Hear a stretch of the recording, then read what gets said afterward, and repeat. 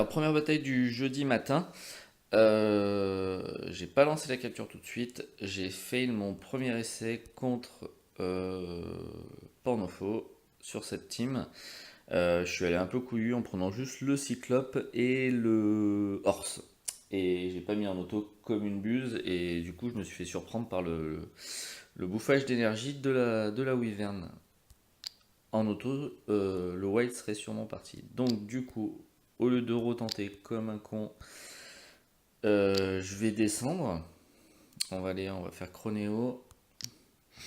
Donc Chronéo, une team avec le Bone. Le, euh, donc du coup, une Médusa de sortie. Tac, tac. On va sortir une team pour contrer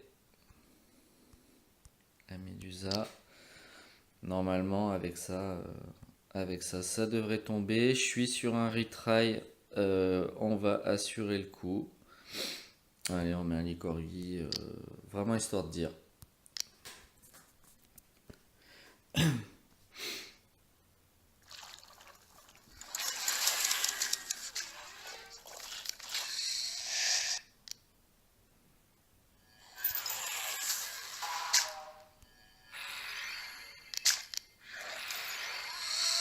Voilà, donc gros start. Le stunt pour contrer, le max d'énergie grâce à Medusa pour contrer l'effet du bone, et généralement ça passe pas trop mal. On va retenter sur Pornofo. Je vais vous montrer avec quoi j'avais tenté. C'était un petit peu couillu peut-être. Je vais vous montrer comment j'ai tenté. On va faire ça comme ça. Alors si je me fail, ça va me valoir un autre retry. Donc contre ce genre de team, c'est un petit peu plus stressant. Allez, on met en auto ce coup-ci, pas faire de conneries, histoire qu'il lâche son white direct s'il peut. Ouais, voilà, le white est parti. Qu'est-ce que ça donne? Ah, eh ben sa team elle tient quand même bien. Elle tient quand même bien, malgré les 85% de bonus. Merde, je peux pas voir. Tant pis. Donc on va retry plus bas une nouvelle fois.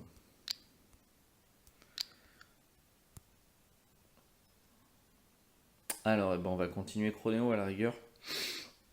Donc team avec un crabe en entrée et surtout une spider et une plantame qui va être bien chiante. Donc en général, plantame, vous avez une louve qui se fout en face. On va burster dans le tas, donc on va partir sur une Wii. Le bone qui va éclater l'énergie de base de la spider. Qu'est-ce qu'on peut mettre encore? Un petit tanky devant. Euh, je vais mettre la barde. Et puis on va mettre allez, un bro pour le crabe. Bon, en plus la louve, le gros souci avec Plantam. Merde, j'ai mis en auto, c'est con.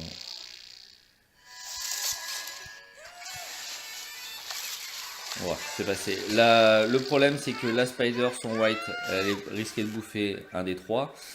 Plantam, lorsqu'elle claque son white, elle, elle back et forcément ça devient vite la merde parce qu'elle protège quelqu'un et vous risquez de prendre un contre.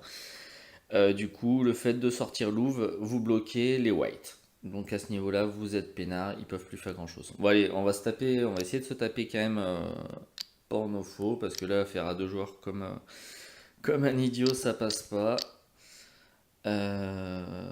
Allez, on va faire ça. On va mettre ça devant. Et puis on va voir ce que ça va donner.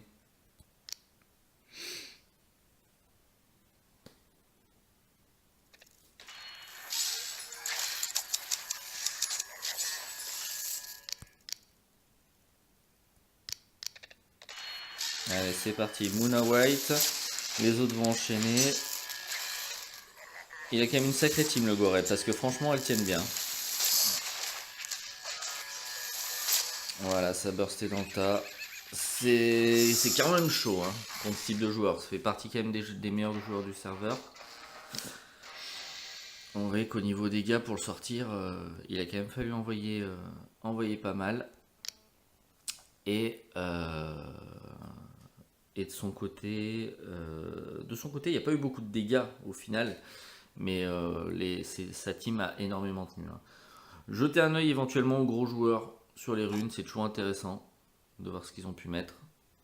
Voilà, il a fait. On en parlera un petit peu. C'est ce que j'avais dit justement sur la première vidéo des bonus de critique. Lui, il a pris pénétration d'armure et bonus de critique. Donc ça reste dans la logique. Sur la weave, vitesse de déplacement, conservation, péné magique. Rien de fabuleux dans ces runes à ce niveau-là, avec un set océan pour maximiser les dégâts. Là, un set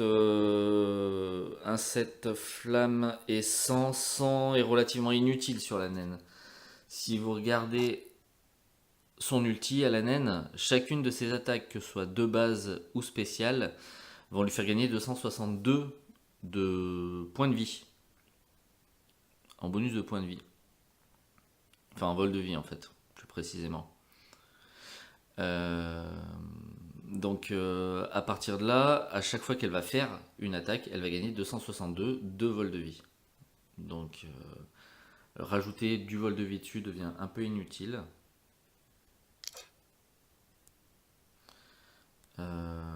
Celui-ci classique, montée tanky, fureur, plus grand bouclier, fureur. Un grand classique chez le bro, hein, la fureur pour qu'il tape son premier bouclier très rapidement. Le horse il l'a pas monté en océan par contre. Lui il l'a monté plutôt en tanky classique, plus grand bouclier. On peut voir de mon côté par exemple qu'il a été monté avec océan. Pourquoi? Parce que si on regarde son sort de bouclier, le sort est vert, donc boosté par la puissance de compétence. Cheval, à part claquer un bouclier, à peu de choses près, ne sert à rien. D'où le fait de l'avoir monté en océan, avec des plus grands boucliers. Histoire d'avoir vraiment le bouclier en entrée de combat le plus gros possible. Et son ange protecteur monté en DPS. Le mien, je l'ai monté tanky. Je vais essayer de le Enfin, non, je l'ai retouché en DPS pour voir ce que ça donne. Parce que ça met de bonnes tartes. Et un classique, un tanky. Monté en flamme pour les dégâts. Et en fureur. Avec. Alors, par contre, dégâts basiques là-dessus. Il a vraiment monté en pur dégâts, hein. Et dégâts basiques ne marchent que sur l'effet du white. Voilà. Que sur ce qui est en orange. Hop, et ben voilà, 3 batailles gagnées.